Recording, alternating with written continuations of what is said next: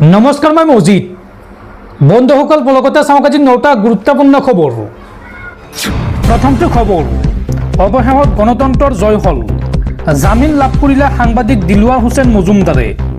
সাংবাদিক দিলৱাৰ হুছেইন মজুমদাৰক ন্যায় দিলে আদালতে। দুৰ্নীতিৰ বিৰুদ্ধে প্ৰশ্ন কৰি গ্ৰেপ্তাৰ হৈছিল সাংবাদিক দিলৱাৰ, আৰু দিলৱাৰৰ জামিন মঞ্জুৰ কৰিলে কামৰূপ মুখ্য ন্যায়িক দণ্ডাধীশৰ আদালতে। অৱশেষত জামিন লাভ কৰিলে সাংবাদিক দিলৱাৰ হুছেইন মজুমদাৰে। আৰক্ষীয়ে উপযুক্ত প্ৰমাণ দিব নোৱাৰাৰ বাবে দিলৱাৰৰ জামিন মঞ্জুৰ। কামৰূপ মুখ্য ন্যায়িক দণ্ডাধীশে জামিন দিলে সাংবাদিক দিলৱাৰ হুছেইনক, আৰু আজি মুকলি আকাশৰ তললৈ ওলাই আহিব সাংবাদিক দিলৱাৰ হুছেইন। দুৰ্নীতিৰ বিৰুদ্ধে প্ৰশ্ন কৰি গ্ৰেপ্তাৰ হৈছিল সাংবাদিক দিলৱাৰ। এপেক্স বেংকৰ দুৰ্নীতিৰ বাতৰি সংগ্ৰহ কৰিবলৈ গৈছিল সাংবাদিকজন, আৰু অনুসূচিত জাতিক অপমান কৰাৰ অভিযোগত দিলৱাৰক গ্ৰেপ্তাৰ কৰিছিল আৰক্ষীয়ে। সাংবাদিকগৰাকীক গ্ৰেপ্তাৰ কৰাক লৈ ৰাজ্যৰ সৰ্বত্ৰে সৃষ্টি হৈছিল তুমুল প্ৰতিক্ৰিয়া, আৰু অৱশেষত আৰক্ষীয়ে প্ৰমাণ দিব নোৱাৰিলে আদালতত, যাৰ বাবে আদালতত জামিন লাভ কৰিলে সাংবাদিক দিলৱাৰ হুছেইন মজুমদাৰে। পৰৱৰ্তী খবৰ, দেশৰ লাখ লাখ মুছলমান লোকলৈ ভাল খবৰ। মুছলমান লোকসকলক এইবাৰ ঈদৰ উপহাৰ দিব কেন্দ্ৰৰ মোদী চৰকাৰে। 32 লাখ সংখ্যালঘু মুছলমানক এইবাৰ ঈদত সহায় কৰিব বিজেপিয়ে।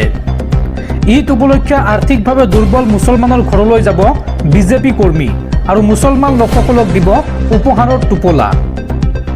লগতে 32,000 মছজিদৰ সৈতে যোগাযোগ কৰিব বিজেপিয়ে। বিজেপিয়ে এই সন্দৰ্ভত আৰম্ভ কৰিছে চৌকাত-ই-মোদী অভিযান। পবিত্ৰ ৰমজান মাহত লাখ লাখ সংখ্যালঘুক এইবাৰ সহায় কৰিব বিজেপিয়ে। 32 লাখ মুছলমানক ঈদ উপলক্ষে বিজেপিয়ে দিব খাদ্য বস্ত্ৰ সামগ্ৰী। লাখ লাখ মুছলমানৰ ঘৰলৈ গৈ বিজেপি কৰ্মীয়ে দিব আৰ্থিক সাহায্য। লগতে 32,000 মছজিদৰ সৈতে যোগাযোগ কৰিব বিজেপি কৰ্মীয়ে। ঈদ উপলক্ষে আৰ্থিকভাৱে দুৰ্বল মুছলিম পৰিয়ালক সহায় কৰিব বিজেপিয়ে। মঙলবাৰৰ পৰা বিজেপিয়ে আৰম্ভ কৰিছে চৌকাত-ই-মোদী কাৰ্যসূচী। বিহাৰ বিধানসভা নিৰ্বাচনৰ পূৰ্বে বিজেপিৰ এই নতুন অভিযান। প্ৰধানমন্ত্ৰী নৰেন্দ্ৰ মোদীৰ হৈ ঈদৰ শুভেচ্ছা জনাব বিজেপি কৰ্মীয়ে। 32,000 বিজেপিৰ সংখ্যালঘু মৰ্চাৰ কৰ্মীয়ে উপহাৰ প্ৰদান কৰিব সংখ্যালঘু লোকক। বিজেপি সংখ্যালঘু মৰ্চাৰ ৰাষ্ট্ৰীয় সভাপতি জামাল ছিদ্দিকীৰ নেতৃত্বত এই অভিযান চলোৱা হ'ব। আৰু 500 পৰা 600 টকাৰ উপহাৰৰ টোপোলাত থাকিব বিভিন্ন খাদ্য সামগ্ৰী আৰু বস্ত্ৰ। খাদ্য সামগ্ৰী, ভাৰ্মিচেলি, খেজুৰ, শুকান ফল আৰু চেনি ইত্যাদি থাকিব এই উপহাৰৰ টোপোলাত। আৰু লগতে পুৰুষৰ বাবেও এই উপহাৰৰ টোপোলাত থাকিব কুৰ্তা পায়জামা। উল্লেখযোগ্য যে মুছলমানৰ লগতে শিখ আৰু খ্ৰীষ্টান সম্প্ৰদায়ৰ লোককো সহায় কৰিব বিজেপিয়ে।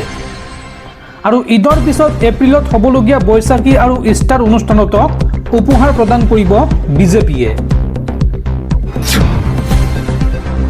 পৰৱৰ্তী খবৰ, শত্ৰু ৰাষ্ট্ৰ চীনক প্ৰত্যাহ্বান জনাবলৈ এইবাৰ সাজু হৈছে ভাৰতৰ তেজছ মাৰ্ক 1।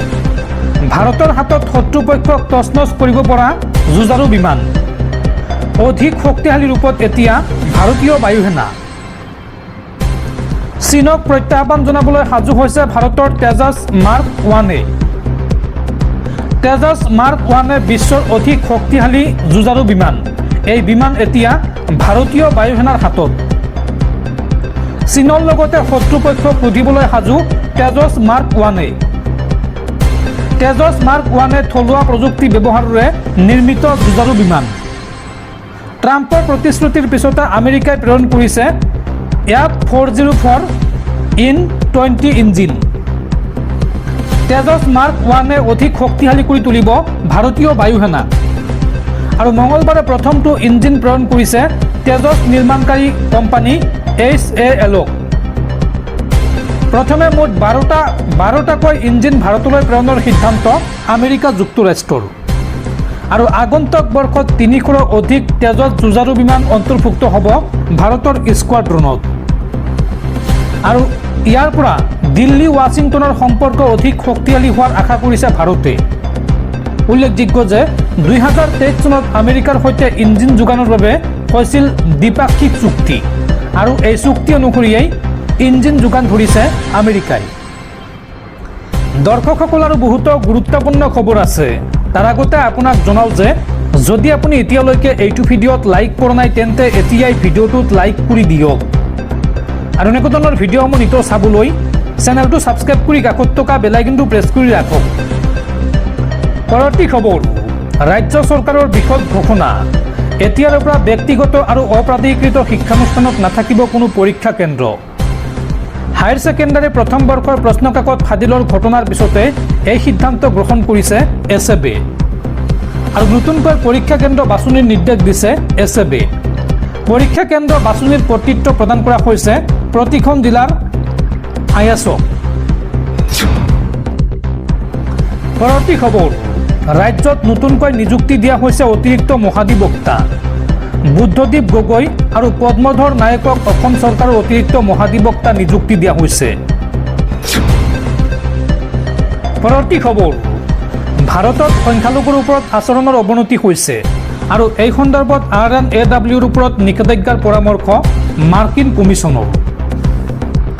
ভাৰতত সংখ্যালঘুৰ ওপৰত আচৰণৰ অৱনতি ঘটিছে বুলি মাৰ্কিন যুক্তৰাষ্ট্ৰৰ আন্তৰ্জাতিক ধৰ্মীয় স্বাধীনতা সংক্ৰান্ত কমিছন চমুকৈ USCIRF-এ এক প্ৰতিবেদন প্ৰকাশ কৰিছে আৰু এই প্ৰতিবেদনত ভাৰতৰ বৈদেশিক গুপ্তচৰ সংস্থা ৰিচাৰ্চ এণ্ড এনালাইচিছ উইং চমুকৈ RNAWৰ ওপৰত নিষেধাজ্ঞা জাৰিৰ পৰামৰ্শ দিয়া হৈছে বা পৰামৰ্শ কৰা হৈছে। আমেৰিকা আৰু কানাডাত শিখ বিচ্ছিন্নতাবাদীৰ হত্যাৰ ষড়যন্ত্ৰত RNAWৰ জড়িত থকাৰ অভিযোগ উত্থাপন কৰি কমিছনে ভাৰতক নিৰ্দিষ্ট কাৰণত উদ্বেগজনক দেশ হিচাপে চিহ্নিত কৰাৰ পৰামৰ্শ প্ৰদান কৰিছে। 2023 চনত আমেৰিকাই অভিযোগ কৰিছিল যে ভাৰতে খালিস্তানীক আমেৰিকা আৰু কানাডাত হত্যাৰ চেষ্টা কৰিছিল, যাৰ ফলত দুয়োখন দেশৰ সম্পৰ্কত তীক্ষ্ণতাৰ সৃষ্টি হৈছিল। প্ৰাক্তন গুপ্তচৰ বিকাশ যাদৱৰ বিৰুদ্ধে আমেৰিকাই গ্ৰেপ্তাৰী পৰোৱানা জাৰি কৰিছিল, যদিও ভাৰতে এই অভিযোগ অস্বীকাৰ কৰিছিল। প্ৰতিবেদনত কোৱা হৈছে যে 2024 চনত ভাৰতত ধৰ্মীয় স্বাধীনতাৰ অৱনতি ঘটাৰ লগতে সংখ্যালঘুৰ ওপৰত হাৰাশাস্তি আৰু বৈষম্য বৃদ্ধি পাইছে। হিন্দু জাতীয়তাবাদী প্ৰধানমন্ত্ৰী নৰেন্দ্ৰ মোদী আৰু তেওঁৰ ভাৰতীয় জনতা পাৰ্টীয়ে মুছলমান আৰু অন্যান্য সংখ্যালঘুৰ বিৰুদ্ধে ঘৃণামূলক ভাষণ আৰু অপপ্ৰচাৰ চলোৱাৰ অভিযোগ উত্থাপন কৰিছিল। বিগত বৰ্ষৰ নিৰ্বাচনৰ সময়ত মোদীয়ে মুছলমানক অনুপ্ৰৱেশকাৰী বুলি মন্তব্য কৰাৰ কথাও উল্লেখ কৰিছে প্ৰতিবেদনখনত। মাৰ্কিন বিদেশ মন্ত্ৰালয়ৰ প্ৰতিবেদনত সংখ্যালঘুৰ নিৰ্যাতনৰ কথা উত্থাপন কৰিলে ভাৰতে সদায় ইয়াক একপক্ষীয় বুলি খাৰিজ কৰি আহিছে। এই কথা উল্লেখযোগ্য যে মাৰ্কিন বিদেশ মন্ত্ৰালয়ৰ প্ৰতিবেদনত সংখ্যালঘুৰ নিৰ্যাতনৰ কথা উত্থাপন কৰিলে ভাৰতে সদায় ইয়াক একপক্ষীয় বুলি খাৰিজ কৰি আহিছে। অৱশ্যে এই প্ৰতিবেদন সন্দৰ্ভত ভাৰতে এতিয়ালৈকে কোনো প্ৰতিক্ৰিয়া প্ৰকাশ কৰা নাই। পৰৱৰ্তী খবৰ, বলিউড অভিনেতা সুশান্ত সিং ৰাজপুতৰ মৃত্যুৰ গোচৰৰ পুনৰ তদন্ত কৰিব মহাৰাষ্ট্ৰ চৰকাৰে। মহাৰাষ্ট্ৰ চৰকাৰৰ বিশেষ তদন্তকাৰী দলে পুনৰ সুশান্ত সিং ৰাজপুতৰ গোচৰৰ তদন্ত কৰিব বুলি সিদ্ধান্ত গ্ৰহণ কৰিছে আৰু এই কথা সদৰি কৰিছে বিজেপিৰ বিধায়ক ৰাম কদমে। সংবাদ মাধ্যমৰ সৈতে হোৱা বাৰ্তালাপত তেওঁ এই সন্দৰ্ভত কয় যে উদ্ধৱ ঠাকৰে চৰকাৰে 68 দিন ধৰি গোচৰটো CBIক গতাই দিয়া নাছিল। কেতিয়া গতাই দিয়া হৈছিল? যেতিয়া তেওঁৰ ঘৰৰ আচবাববোৰ আঁতৰাই নিয়া হ'ল বা দিয়া হ'ল, ঘৰটোত ৰং কৰা হ'ল আৰু সেই ঘৰটো পুৰণি মালিকৰ হাতত গতাই দিয়া হ'ল। বিহাৰৰ পৰা আহিছিল আৰক্ষী, তদন্ত কৰিবলৈ দিয়া হোৱা নাছিল। এই সকলোবোৰ বিন্দু সংযোগ কৰিলেই স্পষ্ট হৈ পৰে যে উদ্ধৱ ঠাকৰেৰ চৰকাৰৰ প্ৰমাণ ধ্বংস কৰাৰ সাহস আছিল, এই বুলি মন্তব্য কৰে বিজেপিৰ বিধায়কগৰাকীয়ে। এনে কাৰণসমূহৰ বাবে সুশান্ত সিং ৰাজপুতৰ পৰিয়ালে ন্যায় নাপালে বুলি দাবী কৰে বিধায়কগৰাকীয়ে। লগতে তেওঁ সদৰি কৰে যে মহাৰাষ্ট্ৰ চৰকাৰে এখোজ আগুৱাই গৈ সিদ্ধান্ত লৈছে যে দিশা চালিয়ান গোচৰৰ তদন্ত কৰা SITয়ে নতুনকৈ তদন্ত আৰম্ভ কৰিব। মই এই বিষয়টো বিধানসভাত উত্থাপন কৰোঁ।